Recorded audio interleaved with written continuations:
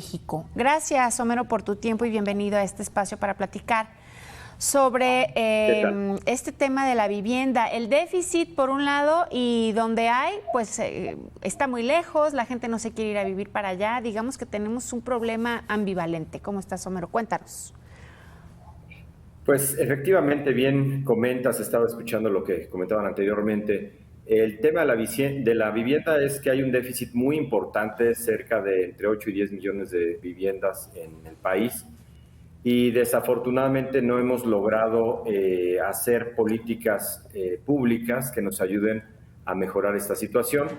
Y bueno, pues hay muchas cosas que están fallando. Lo comentaban hace unos minutos, es el tema de las licencias, el tema de la corrupción inmobiliaria, el tema de pues, las autoridades que no han articulado planes efectivos, por un lado, tanto de créditos o de apoyos para las personas para que puedan construir su vivienda, o para los constructores, ¿no? Para los inmobiliarios que puedan tener certeza de llevar a cabo desarrollos inmobiliarios. Y bueno, pues esto ha generado también una gran deserción en las compañías que se dedican a hacer vivienda, o vivienderos, como les llaman. Oye, Homero, pero eso, digamos, en términos de los intereses de los constructores, pero ¿qué hay de las personas que buscan adquirir una vivienda? Y esto es un tema bien común entre jóvenes y no tan jóvenes, porque luego los jóvenes lo que están pensando es en rentar y ver si les gusta la zona para después adquirir una vivienda, etcétera. Y lo piensan muy a futuro porque luego también sus ingresos son totalmente insuficientes, las instituciones financieras no les otorgan un préstamo porque digamos que no tienen constantemente un ingreso fijo, etcétera. Pero para los que ya tenemos más o menos una edad, pues también está difícil la cosa, no es como que tan fácil se nos otorgue el crédito o podamos comprar la vivienda que nosotros queremos porque a lo mejor la que queremos es muy cara. En fin, creo que también este es un reto importante. Y nada más estoy hablando de los que trabajamos en la formalidad, Homero, porque también pues los que no tienen que no tienen un income, que no tienen entradas formales, pues se las ven, ni se diga, ¿no? Si a nosotros nos prestan 3 pesos y lo hacemos más o menos bien en el tema de la chamba, pues esta gente tiene 0 oportunidades. En efecto, son muchos los factores que hacen muy compleja esta situación. El punto de la ubicación que tiene la vivienda que se está construyendo, que muchas veces no está alineada con las necesidades reales que tiene la gente. Normalmente la vivienda se va a las periferias de la ciudad y esto trae un resultado bastante negativo en la ciudad porque la ciudad sigue creciendo. Y una vez que crece, cambia el uso de suelo y entonces la ciudad vuelve a crecer. Esto es un fenómeno urbano que se ha dado a partir de los años 70, digamos, después de la posguerra del siglo pasado. Hay un fenómeno de reconstrucción de ciudades en las cuales se plantean que las áreas de vivienda están en las periferias de las ciudades. Es un fenómeno llamado suburbanización. Y esto, bueno, pues a finales del siglo pasado se empiezan a hacer muchos esfuerzos para recentralizar las grandes ciudades. Pero es un fenómeno muy complicado y que en la actualidad aún no se acaba de revertir. Entonces, pues mucha de la vivienda se construye en las periferias por el costo y desafortunadamente esto genera una gran cantidad de traslados entre las personas y sus trabajos, porque los trabajos generalmente están en las zonas céntricas de las ciudades.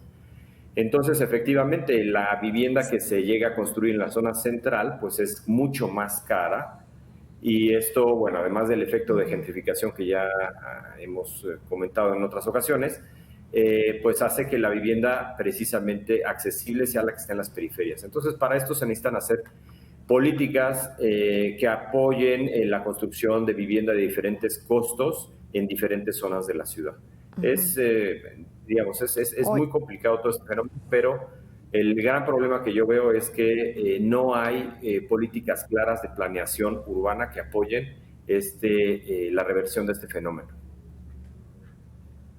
Oye, Homero, y ahorita que estás platicando de volver a, digamos, redensificar los primeros cuadros de las diferentes ciudades, hay una intención por parte del Ayuntamiento de Guadalajara de construir vivienda en una parte que está pegada a una avenida que se llama La Calzada, ¿no? Que históricamente en la capital de Jalisco se dice, la construcción se notó, digamos, el cambio entre la calzada hacia arriba y la calzada hacia abajo. Entonces, justamente en este pedazo de ciudad hay una intención de volver a repoblar para que la gente se acerque de nuevo al centro, que deje de ser peligroso, porque es cierto que hay lugares padres, pero hay otros lugares donde la delincuencia abunda.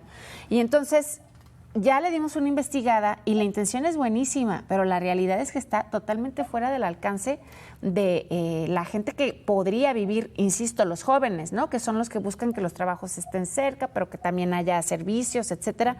¿Cómo podríamos leer esto? ¿Tendrá que ser vivienda económica para volver a repoblar, pero entonces nos arriesgamos a que no consigamos los objetivos que quiere el ayuntamiento o la administración en este caso? ¿Qué hacer exactamente para repoblar de manera digna, digamos? Mira, uno de los grandes movimientos que se inician a finales del siglo pasado, lo que se llama Smart Growth, que es el crecimiento inteligente, está enfocado a buscar que las zonas tengan un uso de suelo mixto.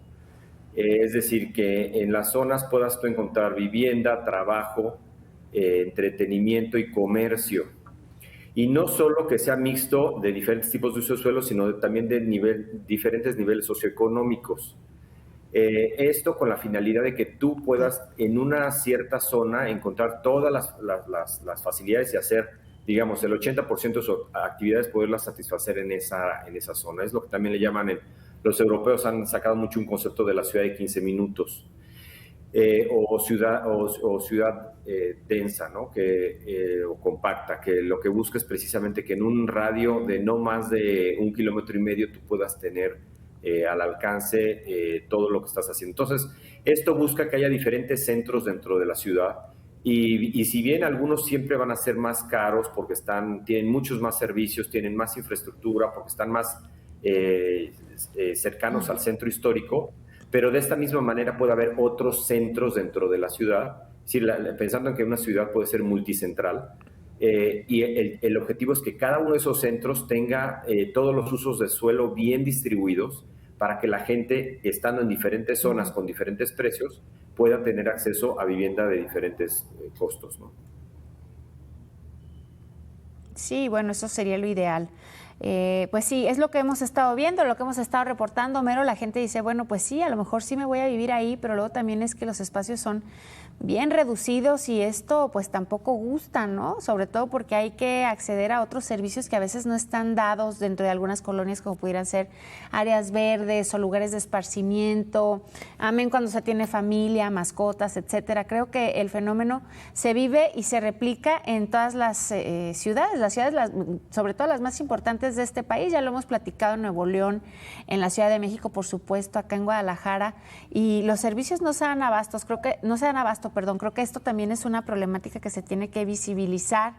Y por otro lado, pues sensibilidad ante la falta de un ingreso importante, ¿no? Como lo piden algunas inmobiliarias para poder adquirir una vivienda, Homero, 5 salarios mínimos por lo menos. Creo que no toda la gente, somos los menos los que trabajamos de manera formal y peor aún los que generan ese dinero para poderle entrarle al tema de comprar una vivienda. Sí, desde luego, la ciudad tendría que tener cierto tipo de subsidios. De hecho, así funciona cuando en algunas zonas de la ciudad hay edificios y en ese edificio, vamos en un departamento y en el departamento hay un cuarto de servicio. Obviamente, las personas que dan el servicio, que viven también en ese mismo departamento, vamos a decir en Polanco, en ese edificio, las personas del servicio que están dentro del departamento viviendo con los dueños del departamento, pues no están pagando el costo de la vivienda, es decir, están siendo subsidiados. Entonces, tendríamos que buscar mecanismos entre que los diferentes niveles socioeconómicos pudieran subsidiar en la misma zona a diferentes tipos de vivienda, de diferentes niveles socioeconómicos. Es un esquema complicado, pero se ha logrado en varios países. Eso le llaman transferencia de potencial. Entonces, yo sabiendo que hay ciertas zonas que tienen mayores recursos, a través de los impuestos que se cobran en esas zonas, se subsidian otras zonas que podrían ser mucho más caras y se les baja el precio. Digamos, es un mecanismo que se llama transferencia de potencial. Entonces, es un mecanismo para equilibrar las zonas y evitar que pues, las zonas desfavorecidas se vayan a la periferia, que es donde es más barato el terreno. Entonces, bueno, pues hay varios mecanismos. Creo que lo importante siempre es aquí alinear a las autoridades, porque considero que las autoridades a veces van en una línea y las necesidades y los inversionistas van en otra línea. En la medida en la que no estemos todos alineados, pues los objetivos no se van a cumplir. Sin duda, Homero. Y bueno, ya para cerrar por último, por ahí también hay inmobiliarios que dicen es que generar vivienda digna y hacer esto que tú le llamabas la ciudad compacta, genera también que otros servicios se omitan, como por ejemplo el transporte, digamos una línea más de metro en la Ciudad de México, de tren ligero en Jalisco, en fin, creo que estamos hablando de más practicidad y de menos inversión en obras de esta magnitud. ¿Ustedes también lo ven así? Sí, mira, creo que el punto que estás tocando es uno de los más importantes, que es el transporte. Dicen que el mejor transporte es el que no se necesita. Es decir, nosotros estamos acostumbrados a decir, bueno, si yo trabajo a 1 hora de mi oficina, pues me gustaría que hubiera un transporte mucho más rápido para que yo en lugar de hacer 1 hora hiciera 20 minutos, ¿no?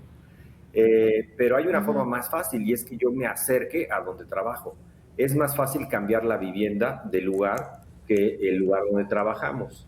Entonces, buscando que hubiera diferentes tipos de vivienda, diferentes niveles socioeconómicos cerca de los lugares de trabajo, ahora lo que habría que vencer es la cultura. Bien, lo comentaban hace un rato, que la cultura latinoamericana es muy de arraigo a la tierra. Tú quieres comprar tu casita y si yo vivo en la Ciudad de México, la compro en Tecámac porque sé que ahí me va a costar muy poco. Pero la realidad es que la gente no sabe ni de qué color son sus casas porque las habitan en la noche, ni siquiera las han visto de día. Entonces llegan en la noche, duermen y en la madrugada se levantan y regresan a trabajar. Habría que buscar opciones de vivienda que estén más cercanas. Obviamente lo que yo voy a poder acceder a una vivienda, un departamento en la zona central va a ser mucho más chico de lo que yo puedo acceder a una vivienda en la zona periférica. Sin embargo, hay que ponderar también este transporte. Es una gran cantidad de tiempo, es una gran cantidad de contaminación, es una gran cantidad de tráfico que tendríamos que evitar. Una sociedad sostenible es la que evita el uso del transporte público, del transporte en general.